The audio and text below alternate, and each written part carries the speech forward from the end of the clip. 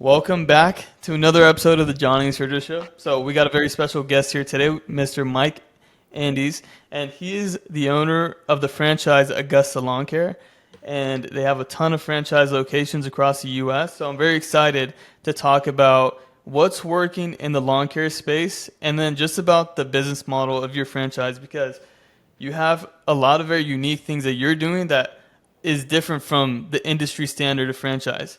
So, welcome to the show, man. Yeah, thanks for having me on, guys. I appreciate it.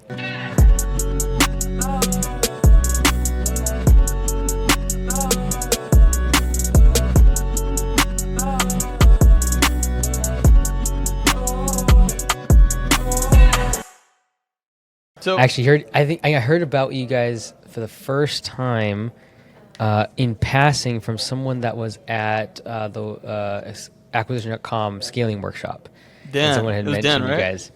I don't remember. I'm sorry. No, was no, it it was a gentleman from Dan. Yeah, he has Oh, a really? window cleaning business in Canada. Canada? Right? Yes, Calgary. Yes, he's great. He's a cool dude. A lot of energy. Yeah, how was that? It was a It was good event? good. Really good. Yeah, it's great. Cool, man. Well, you have an interesting story, man. Like, I know you got started in the fitness space. Like, you had a Anytime Fitness franchise, right? So how did you go from that to lawn care and then starting this whole franchise? Yeah, so I actually started mowing grass when I was 11. I mowed grass basically to pay my way through college. I started college when I was pretty young, so I was 13 years old. I thought I was going to become a medical doctor, so like that was the track in my brain. Oh, okay. At 18, dropped out of medical school, figured, hey, you know what? I have no other skill besides mowing grass, so I'm going to go do that. And then I did started being a personal trainer part-time at Anytime Fitness.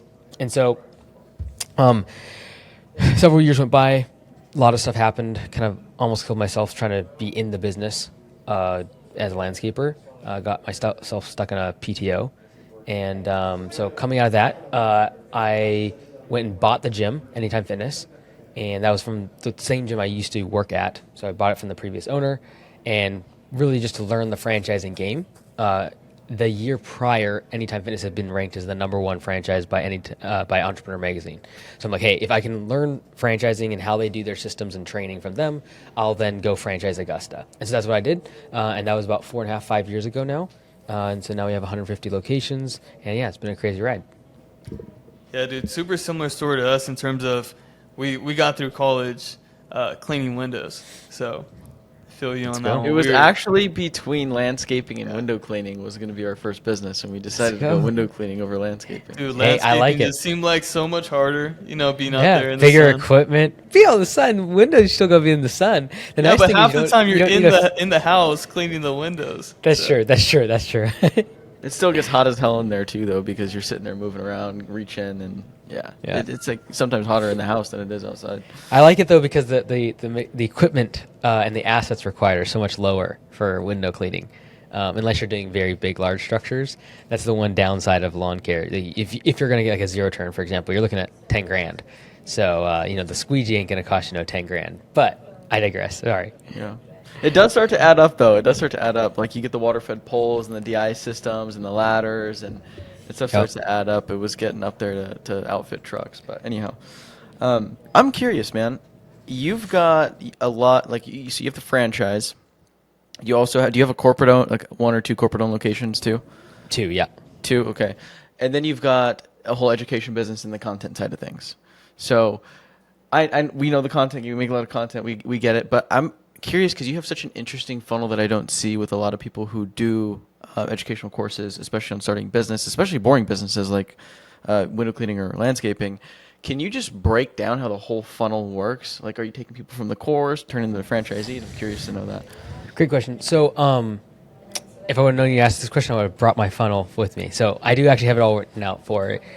We have 2 different funnels. One is for lawn care, and then one is for home services.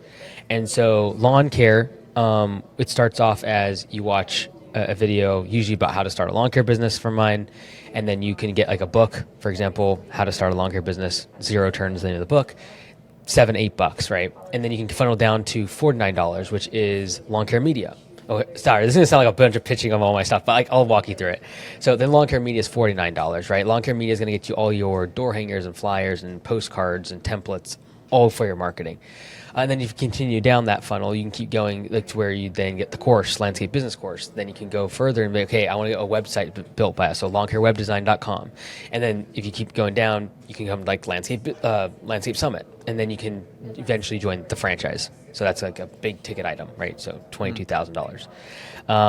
And then on the home service side, we're really trying to build that one out more, but it's now more established. Like the turnaround book, for example, it appeals to all home services. It's not just lawn care, and we did it intentionally because like we didn't have a top of the funnel item for home services generally. But similarly, on that side of things, we have home service CPA, we have home service web design, and then eventually going down into pay for performance software, and then Copilot CRM, which I own. So those are kind of like the funnels on home services to get everyone into Copilot, and then anyone in lawn care, get them into the franchise. Interesting. How do you? I've never told anyone that. I've never told anyone that. It's because you're talking to a couple info bros. That's all. I'm curious. How the hell do you manage so many different areas? Because everything you just listed is a different service. And so Yes. we'll have ideas sometimes. We're like, oh, we could build websites for them. We could do SEO for them, this and that. Eventually, we just found like, let's just partner with them because it's easier. Let's focus on the main business, which is the education, the coaching. How do you ensure like service delivery and good product, good service across so many different areas? Yeah, like it's twofold. One is, first off, why to even do it? Because you actually will make more money if you just focus on one thing. I want to vertically integrate it. So all those funnels I can then use. So having the software companies allowed me to be able to, for example, build an AI agent for Augusta that no one else is touching. I wouldn't be able to do that if I didn't have a team of engineers, like 30 people that I could tap into. And so they really cross-pollinate a lot and will create the moat that we want to kind of build over the course of time. And so I'm really, it's like a very, very long play. If you're trying to look to maximize profit or revenue in the next 5 to 10 years, focusing on one thing is always the right move. And so in terms of how I do it, you got to get really good people and then trust them blindly, basically. Because you just can't juggle everything. Like I can't know everything that's going on in all the businesses, and so you get a really good operator, and then you just trust them. So basically, the way you set up the company, so operators, and then you have just your C-suite that they report to. So a chief operating officer is going to have 6 operators underneath her, and each of those operators are individually responsible for the financial performance of their division. And so I'm like 2 levels removed from the person actually running the business, so that I can focus on the things that actually will strategically bring the best result for the businesses. So how many businesses are there then within like the whole Augusta? Yeah, technically, like there's really 3, but then there's LLCs inside of those S corps. So there's the franchise, there's Copilot, and then there's the media group. But inside like the media group, for example, there's home service CPA, there's lawn care web design, there's home service web design, there's lawn care media, and then on the Copilot software side, for example, there's pay for performance, which is p4psoftware.com. So like there's segments, and underneath the franchise, I have 2 corporately owned locations, so that's a separate LLC. Can I guess your revenue with the whole network? The whole network? The whole thing, yeah. If you're comfortable sharing, maybe we could do like Yeah. a plus or minus. Yeah, I'll give you I'll do plus or negative. I'll give you close. Are you talking about my revenue or franchise revenue? No, not network revenue. Just Okay, my revenue. Okay. yeah. I'm also curious to hear the numbers on the franchise though. But I want to say 15 mil. Close. Close. Very Was that close. over or under? Probably a touch over. Okay. All right. Solid, dude. You're crushing it, man. It's awesome. And then I'm also curious too, where like we've been through franchise processes with different home service companies, and it's the same structure every time. It's 30 to 50K upfront franchise fee plus a 6 to like 10% royalty. You, on the other hand, do just a flat monthly fee plus a smaller franchise fee. What was your thought process behind that? Because we talked to somebody in franchising on the podcast recently. It was actually, do you know Aaron Harper with Rolling Suds? I don't. Sorry. So big power washing started 2 years ago. They've already sold like 150 locations, and he was explaining that why he didn't want to do a flat rate. He said some people do. He's not a big fan of it. So I'm curious to hear your take as somebody who does do a flat rate royalty as opposed to a percentage. Okay, so And to here we his go. point, Aaron's Go point, ahead. he basically said that they tried it at another company beforehand, and Yeah. that it just didn't make sense because when companies got too big, they had to support them too much to where like the economics didn't make sense. Yeah, totally. Cool. So let me first say the reason this decision that I have made to do flat rate is why I do what I just said in revenue, and it's still very tough financially. It's a very, very long term play, and so I just want to be like put a big caveat on it because people will hear what I say and like, oh, that's how he got to 150. I should go do the same thing. Be prepared to have very, very, very low margins. I have no backing. We have no debt. I own 100% of it, and so that's very difficult, very, very, very hard to do. I just want to make that very clear. And so the bottom line is a royalty structure is best for the franchisor every day of the week. It is not best for the franchisee. And in home services, where we don't have complicated technology, the franchisee learns the skills and the systems relatively quickly within a year or two. And so the thing is, though, they'll go from 300,000 at year 1 or 2 to say 2 million over the course of the next 5 years. However, now all of a sudden, instead of paying, let's just call it 8% on a $1 million business is $80,000 a year. Well, like, I don't think that's fair due to the fact that they actually need, I give them less information. I give them less training, less support, considered the fact that they've learned a lot of the systems in the training. And so I think by having a flat fee, it makes it where they're incentivized to grow and scale. And when I tell them the skills on how to grow and scale, there's no perverse incentive. So a lot of times the reason these franchisors will say, hey, you need to have $40,000 in marketing up front. You need to hire a salesperson right off the rip. The reason they do that is because they're getting a piece of top line revenue. And so they're not incentivized to actually keep their owners in business. They're incentivized to maximize revenue. And so that's why you look at Taco Bell, for example. Average store is going to make like $1.5, $1.8 million in revenue. And the franchisor is going to get a pretty cut of that. The franchisees are not making money. And this is in part because their capital expense up front, but it's also a matter of the franchisor just simply cares about top line revenue.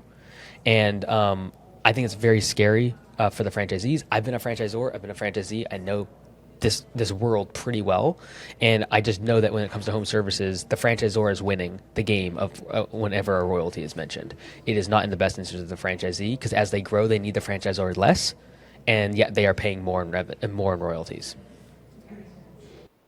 I also seen you had something called like a payback program. Can you explain that a bit? We give our initial feedback to our owners. So basically, if they serve their whole 10 years and they've followed 3 different systems, open book management, pay for performance, and then you put decals on your truck, as long as you do those 3 things, at the end of your franchise term, you get all your money back from your franchise fee. And then if you're like, hey, I don't want to wait 10 years, at year 5, you can just take that money and roll it towards another location. So, I would not recommend this for anyone trying to maximize profit. I just want to be very clear. Our goal is to get to 1,000 locations, and I think in doing that, I'll be able to have a much more impact on the industry, and that's my goal. It's not the profit or the revenues. So I want to be very clear because people, like if you're trying to do private equity, to do a give back program, that means every single franchise fee I've ever given is now a liability on my asset, on my balance sheet, because I have to give that money back. Yeah. I'm curious what you mean by make more of an impact on the industry. Yeah, so basically we found, so the reason I franchised was because I started a landscape business course and no one was listening. That's just the bottom line. As a consultant, people give, they feel like they can take whatever you say and they can do some of it and some not of it. And I felt it's like, hey, look, the secret sauce is in doing all of these systems. It's not just in doing one of them and picking and choosing what you like. Like, I'm going to do pay for performance, but I'm not going to do open book management. And I'm not going to do estimate videos, but I am going to, do these other... So a franchisor was like, hey, if I can have franchisees that know my only incentive is to keep them in business with the flat fee model, and when I say something, they'll know it's in their best interest because I just want to keep them in business, they'll do what I say. And if they do what I say, they'll have a unique advantage against their competition. And if I get 1,000 of them, they'll be competing with every other landscaper in the country. And if I can compete with every other landscaper in the country and attract the best talent away from everyone else because they want pay for performance, they want the open book management, they want to be able to have the 3F program where they can become an owner for free inside of Augusta Nation. It's called the franchise fee forgiveness. They just got to work 2 years and they can become an owner for free. Love that. If I can do that 1,000 times, it'll put enough pressure on the entire industry. They'll all have to adjust to what we're doing. They'll have to use the software. People will expect the phone to be answered 24/7. They'll expect credit cards on file. They'll expect automations when we have that many locations. So that's kind of like the North Star. I've talked to a lot of home service people. I've never met somebody with that big of a vision because home service is so fragmented. Like, no, I've never heard anyone come to me and be like, hey, dude, this is the impact I want to have on the space. Because So if you look at, for example, the cab industry, if you look back 30 to 35 years ago, the exact same thing was happening. Massive fragmentation of the market. And there was just, you were a cab driver. And there was players in every single city, small. There was nothing that was national. And then one thing changed that, technology. So technology comes along, and then you have Uber and Lyft that now dominates more than 70% of the market. And so I don't think we'll ever get to where 2 or 3 people own 70% of the market in home services because the barrier to entry is so low. But I do believe technology will drive the cost down for the select couple massive competitors that can get 10, 15, 20% of the market and have much more of an oligopoly inside the market instead of a very, very fragmented. Like in landscaping, there's 600,000 landscapers in the United States. But the very top one doesn't even control 2% of the market. Mm-hmm. And it's a publicly traded company, Brightview. Mm-hmm. And so when you look at fragmented markets, typically, if you look at history, like it's always been technology. Technology has been always a thing because technology is deflationary, whereas the thing that we all pay the most for in our balance or in our profit and loss statement is labor. And labor is inflationary. We've all seen it in the past 5 years. It's gone up 50, 60%. And so if I can take something that is no one else can replicate, and that is the technology of whether it be AI, robotics, etc. If you can take that and actually utilize that and have a moat around it, people won't be able to compete with you on price. And so that's like the long-term goal. Okay, let me just interrupt real quick to tell you about Home Service Academy. It's the company Sergio and I run. Home Service Academy is essentially a business in the box where our team will actually roll up our sleeves and help you build a house cleaning business and run it completely remotely from anywhere in the world, from dirt to however big you actually want to take it. To date, we've helped over 1,500 people start and grow their existing house cleaning businesses all across the US and Canada. It's something we've gotten very, very good at. And if you've been looking to dip your toe into entrepreneurship, whether that's to go full-time in a business, to replace an income, or just build a side hustle that produces you an extra whatever amount of money you want to make on the side, on top of your current 9 to 5, then click the link in the bio and book a call with our team. It's completely free, and at the very least, you'll see what it looks like to actually run one of these businesses, the time commitments, the amount of money it costs to actually start, and every good and bad thing that can come with running one of these. So again, if that's something you're interested in, click the link in the bio, and let's get back to the pod. Do you think something like this could work in a different industry? Like, for example, house cleaning? Like this specific franchise model? Yeah, like the bottom line, like Jeff Bezos always says, like the customer always want things cheaper, they will always want things faster. And so if technology, in my opinion, technology, because it's deflationary, will make it cheaper. And if you use technology correctly in the more short term, next 5 to 10 years with AI, it'll get the job done faster for the customer. It'll get the phone answered faster. It'll collect their card information faster. It'll have everything automated on the software side. And so like my play is like, I believe the faster part is going to be software and AI.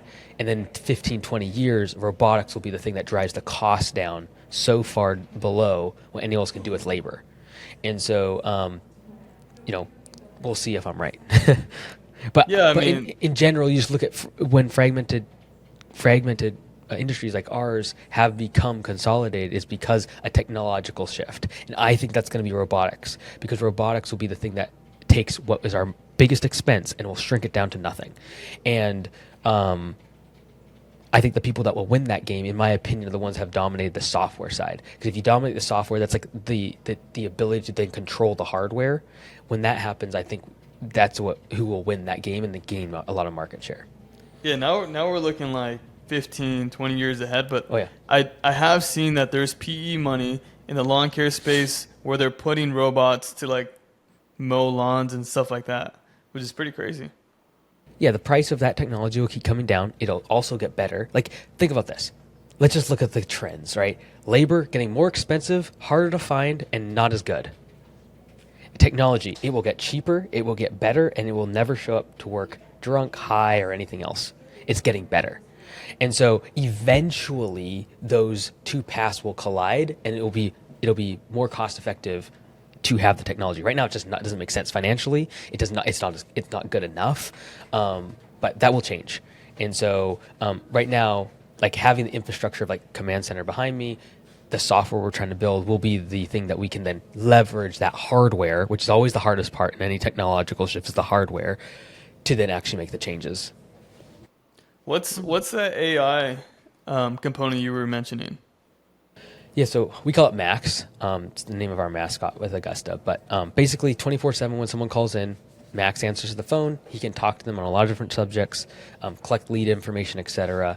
And so it's relatively nothing crazy special now, but he's learning about how to use certain words, certain services, what to do with certain accents, etc. And then our goal is to connect it with Copilot so that he can like take credit card information over the phone. He can sell jobs over the phone. He can text the customer a picture and be like, hey, which one's the closest to your property size? And then be able to take their response, give them the price, and take the job to completion. So that's like the eventual goal. But we've been working on it for about a year and a half now. That's sick, dude. That alone could be just $1 billion business if that were to roll out to other home service companies. Yeah, I think that'd be I'm racing against Google and Apple at that point, and like all these massive companies. I'm trying to actually use the AI itself, and actually build it. And so there are huge companies doing that, and we use a couple partners on piece of the technology because it's just like I know we will never be able to spend enough money to stay on the cutting edge of that. So I don't want to like make it sound like I have a server room with a bunch of GPUs cranking out AI stuff in the back. That's not happening. We have the software and the infrastructure for it, but like you still have to rely on NVIDIA and these massive companies to drive the AI. We can't compete with that. But what I can do is sell the picks and the shovels for what is going to become, in my opinion, like the service around it, right, in terms of lawn care. Yeah. I mean, dude, it seems like your whole infrastructure for your franchisees and just Augusta in general is really, really dialed in. So I'm curious, because we have a lot of people who start cleaning businesses, interested in starting cleaning businesses, people who own cleaning businesses that listen to this. So I'm curious what you see that's working well right now, as far as whether it be hiring, customer acquisition, just whatever's working right now in landscaping that you think can translate to cleaning. Cool. I'll do really tactical. If you're looking for employees, Facebook obviously removed the ability to do job postings on there, but make a post as if it's a job posting, boost the post to people in your local market between 18 and 40, male. If that's the target demographic you're going after, you'll get flooded with applications. That's hiring. Customer acquisition. Window cleaning is mostly who you guys are. House cleaning. Interior cleaning. Got it. I do instant pricing. Make it where the person can check out from your website and immediately get on the schedule. Yes, you're going to have some that are going to be way underpriced. You simply put a line there that says after the first service, you can modify the price. The reason that has worked so well for us with the mowing side is because you're attracting the right kind of customer. Like if the customer wants to talk to you for 4 hours in person about their house cleaning, guess what they're going to want to do after every single service? Also talk your ear off. And after every upsell, they're going to have to debate about it and all this other garbage. For the person that wants to just go to your website and check out, they're willing to pay a premium price. For example, all right, I'm probably going to say a bad word here for what your guys' industry, Mary Maids. Okay, I apologize, I said it, but locally, I have a 1-bedroom apartment. Okay, and I had a couple. I wanted to get my house cleaned, right? I did Mary Maids simply due to the fact that I can just never have to think about it. They just have the key. I don't have to meet them there to do a pricing thing.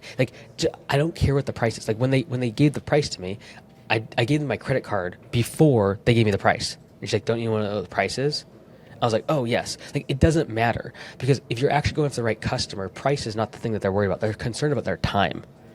And so I was actually talking to someone in Vegas, Johnny, not too long ago, and they said them leaving their office in the middle of the day to go meet the person that was going to clean their house for the estimate, that 30-minute window of time would cost more than what it was going to cost for them to clean the house the entire year.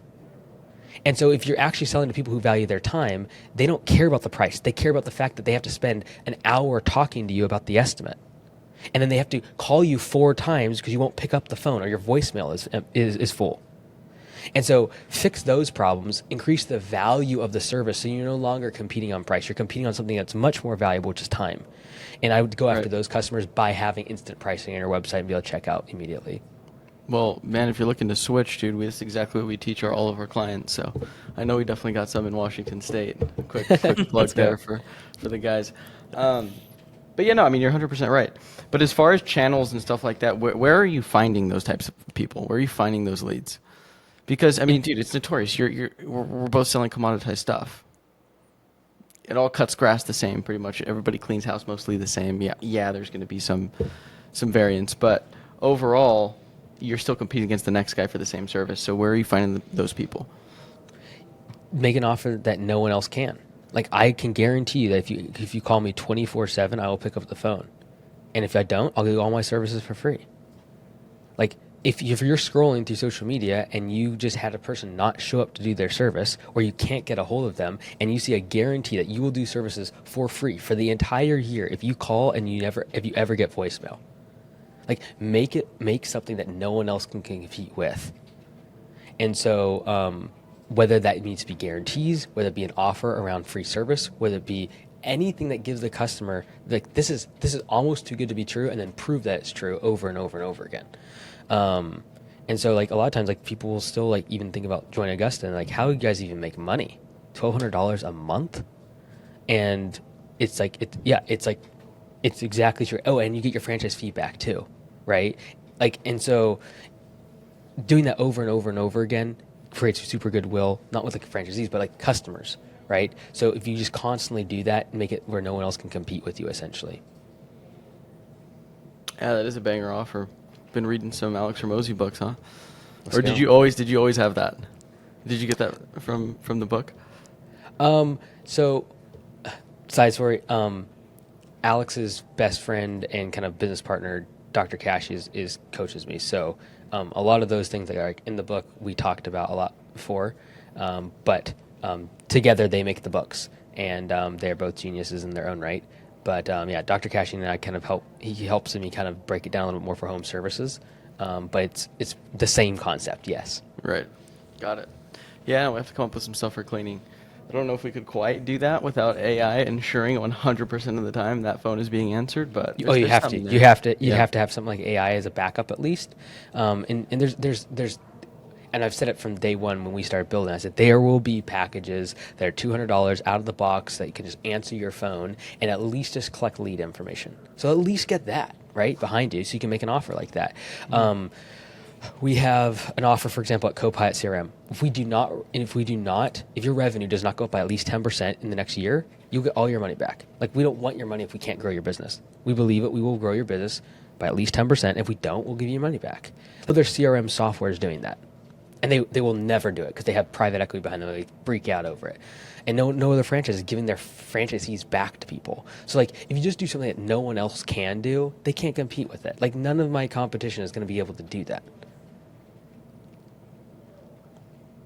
You do have some crazy offers. Yeah. I've never heard of that with the software. Yeah, no, I mean, you make a great point. So- Go ahead. Yeah, so you say all these. I'll all these things are real vertically quick, integrated, right? Johnny, just to kind of answer your question a little bit better. Sorry, to give people a better idea for the offers. I would just really encourage, ask what the customer really wants. Like, don't go after, save some time on the weekend. Drive the offer to what they want. So, for example, with the software, the reason the offer is built around growing revenue is because no one cares about software. No one cares about fancy features. They just want to grow their business. So guarantee that. And so if the customer is, say, for example, cleaning their house, you could have a guarantee around never breaking something, for example. Like, that's their concern.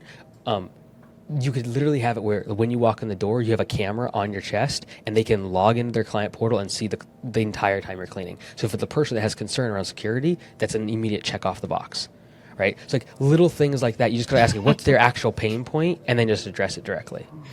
Cleaners with body cams, I love it, dude. Oh, it's That's dude, a crazy concept. That could I work. would pay twice as much for that because I just got broken into my apartment. From a cleaner? No. Someone else broke into my door. But Oh. from a cleaner's perspective, now all of a sudden I got to put cameras up and all this garbage. If a cleaner came to me and said, "Hey, it's gonna be $150 to clean your apartment, but it's gonna be $200 if you get the upsell of the package where you can go into your client portal and just see a live stream while we're working." And you don't even have to have body cams. You could just have it where you set up on the wall. It is 3G or 4G up into your car, and it streams back to them. Like, I'm telling you, this type of stuff, that's where people are willing to spend so much more money. Anyways, sorry. That was a great offer. That's genius. The problem with that one is, so we teach contractors over W-2s just to save time training and ramping and having to pay for the equipment and stuff like that. So I don't know if we'd be able to pull that one off, but there's something there for sure. Yeah, you got my wheels turning right now. You just going to address what the customer's problem is. Like, the real customer's problem, if they have really high net worth, is that they don't want strangers in their house. So just like address that problem, and then the price becomes irrelevant. Yeah. I'm curious, what are you guys finding working really well for recurring? Because similar to your business, house cleaning, like, that is the bread and butter of what makes a good business.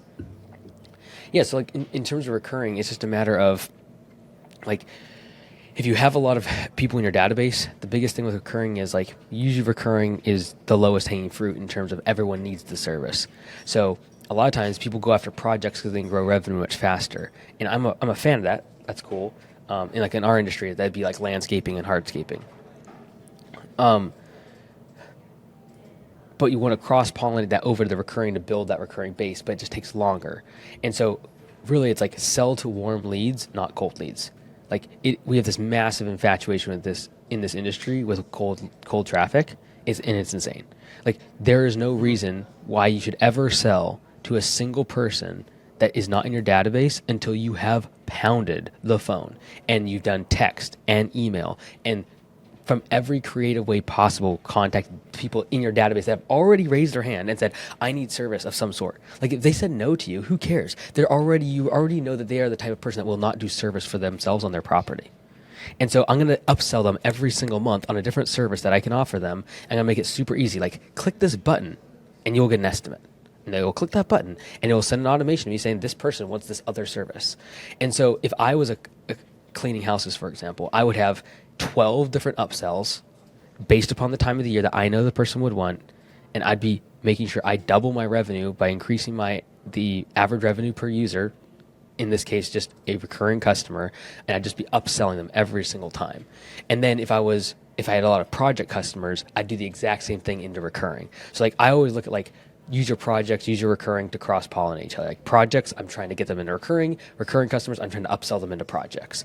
And that will usually double the revenue per user or revenue per customer. What's an example of, like, these upsells in landscaping? Yeah, so I'll do landscaping, I can do house cleaning. So for us, we really focus all of our marketing dollars on the recurring side. So mowing, it's the lowest barrier to entry, lowest customer acquisition cost. I can get in the door. I'm making sure I'm really profitable by that over the course of time by raising prices. And people, it's very sticky. People won't leave if you do a good job. But then every single month, I'm going to be looking, okay, during March, okay, everyone's having their grass growing, but there's weeds. Great, let's do weed and feed. Click this button if you'd like weed and feed. Boom, instant price, boom. Next month, core aeration. All right, let's get core aeration. You guys got to set up on core aeration. Spring cleanup. You guys, the weeds are out of control. It goes into summer. Oh my goodness. Like, hey, if you don't want to be spending so much money on water, why don't we tear out your grass and put in rock, right? And you just get every single month, you just have a different service that you want to, pitch them on. And I'm just mowing their grass, right? But I'm going to pitch them on all these other things to try to double their average value. And then for, say, house cleaning, it's like, okay, do you want scents? Like, I would pay more if they would just change the stinking scent every single time they clean the house. have that as an option, right? It's Christmas. Why don't we get some mistletoe going in here, right? There's so many different things that you could do that are just upsells every single month that would correlate with holidays, that would correlate with the climate, the temperature, the weather, whatever. So that'd be my 2 cents. Do you feel like your franchisees benefit a lot from you having those 2 corporate locations? Do you guys do a lot of testing and like figuring out what's working now? And Yeah, passing on to the them? only reason to have corporate locations is to test stuff, and so we test all the marketing stuff there. We'll test changing of trucks, different types of truck stuff, compensation plans for general managers, stuff like that. So I'm on the operations of those locations at all, but my regional manager and general managers, they will roll things out to basically test it before we go to the franchise. Okay, that makes sense. Yeah, dude. I mean, like you said earlier, it's one of those industries where it is pretty easy to go grab a lawnmower, start your own business, right? But like, dude, you have $100 million offer here. Like, why wouldn't you be part of the Augusta Lawn Care franchise? Like Amen. 1,000 locations, like by Turn him into a 2026. salesman. Can I get a Dude, like, turn him into hallelujah? a salesman. Hallelujah, brother. Bro's just boosting it right now. Dude, I mean, I'm super impressed with what you've built. So, No, it's dude, awesome. this is awesome, man. I had a question. Now I'm blanking because you got me all wrapped up in your web of ideas. But yeah, it's gonna really annoy me if I can't remember it. Then I think this might be a good spot to wrap. Unless you have something else, Sergio. No, dude. I'm just same thing here, bro. I got so many ideas Spun up right in the now web, I'm man. thinking You gotta about. spun up in the web. No, this is great. I think, Mike, you'll have to be a friend of the pod, man. You'll have to be a friend of the pod. I'll have to get you back. I want to know what happens with Augusta. I want to know what new stuff you're learning because you've got your pulse on. It's as far as just tactical stuff that you're doing. I haven't heard any of this advice, and we've talked to a lot of people in the home service space. I mean, we work with 1,500 cleaning businesses. We're always trying to test other things out, but as far as just tactical things that you're doing to increase LTV, to provide value to your franchisees, I genuinely believe it's next level. Peace.